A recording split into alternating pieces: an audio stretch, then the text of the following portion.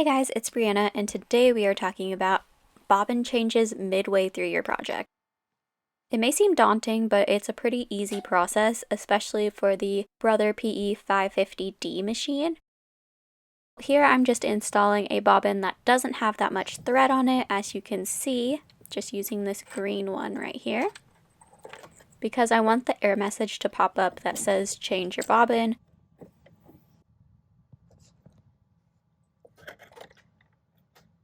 For this demonstration, I am just embroidering the letter B, which is really simple. It's got some curves in it, so it's easy to see if there's going to be any flaws that arise. And I'm using bright orange thread because it's going to really pop on this black flannel. And of course, I'm using stabilizer. I'm using cutaway for those that are interested. And here is the error message. The bobbin thread is almost empty. At this point, you can press OK and it will let you keep stitching out until it gets a little bit further down in the thread. But I have learned that the machine kind of learns along with you. So if you keep pressing that button, you want to check it each time that it stops by trimming your thread, pressing that little scissors icon, taking off your hoop, putting up your presser foot, which I should have done before I took off the hoop, I know. Take out your bobbin or just kind of pop the cover off and see how much you have left. I like to leave at least this much on there, otherwise you'll run into issues with it just doing the top stitches and not the bottom one. The machine does have a safety feature, which is the presser foot with the circle. If you click on that, it's going to lock up your machine so that even if you were to press the go button, it will not go. It will completely lock everything up so that it doesn't accidentally jam into your finger. So I like to press that as well, and then you just click that same button again to undo it, and it'll go right back to your project. Replace your bobbin like normal. Place your hoop back on. Put down your presser foot. You should trim off this access thread. I don't know why I didn't, but I didn't. Select OK, and then you will have the green button, which will just start off where it left off, or you can press the plus minus button on the bottom right hand side.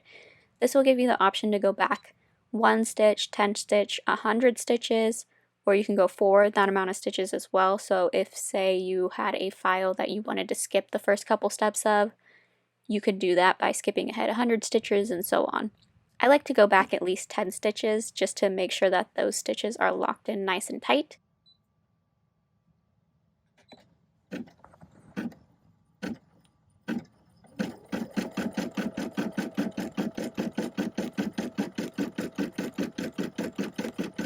As you can see, there's a little bit of a bump, but that's just because I didn't trim the access thread yet.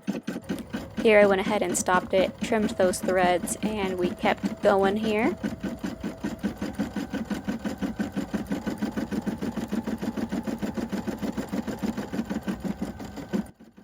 Let's say for whatever reason you don't like what's stitching out, say your hoop popped out or something and you need to stop it and go back.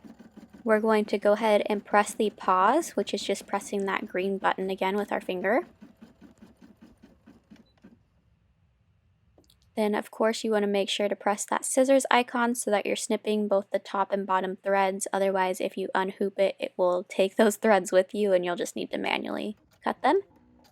And you can press that bottom right button again to go back a couple stitches if you need. So I'm going to go back 10 stitches again, just so you can see that it's not going to create any issues by making the project extra bulky in that section or anything like that.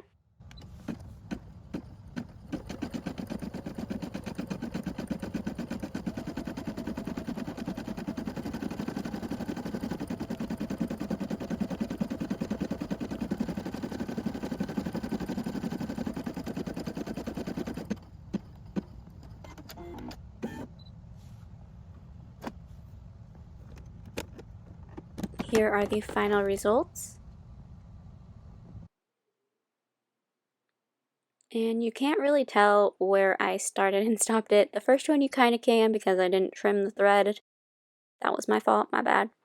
But the other part on the second curve of the B, it doesn't look any thicker. And here is a second view of that, just so you can get a better perspective of it.